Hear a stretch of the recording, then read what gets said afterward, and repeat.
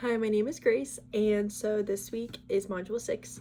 The stage that I decided to talk about was the excitement stage. It's the first stage of arousal, and it is a result from a physical or psychological stimulant.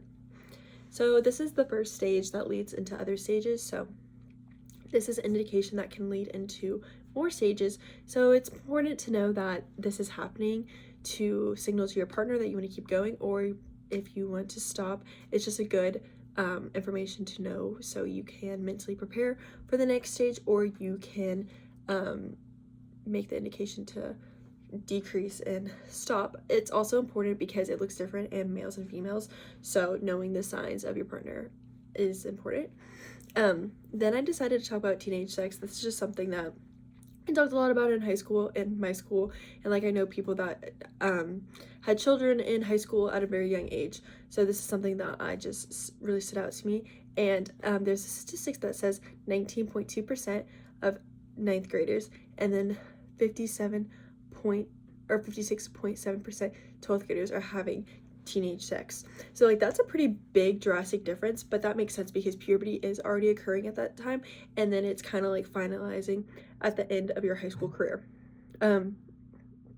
So I just thought that was interesting and stood out to me because I didn't know the actual percentage, but that's helpful to know the statistics whenever you look back at a whole population of teenagers to help prevent teenage pregnancy and also just educate different teenagers. So then the handout I thought was really interesting because it was about consent, and they used fries as a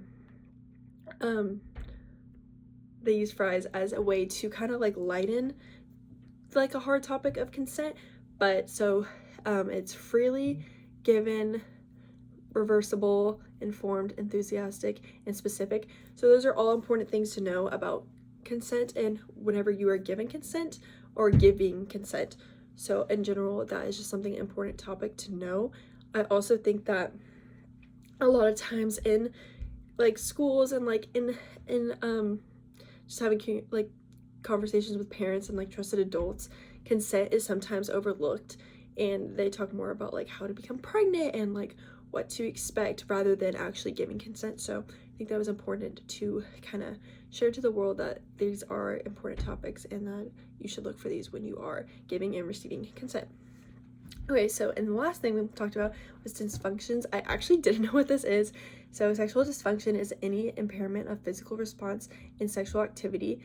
So I didn't really know the exact term for that, but then I found it interesting that 10 to 20% of sexual dysfunctions are organic causes, so like diabetes, drug abuse, infections.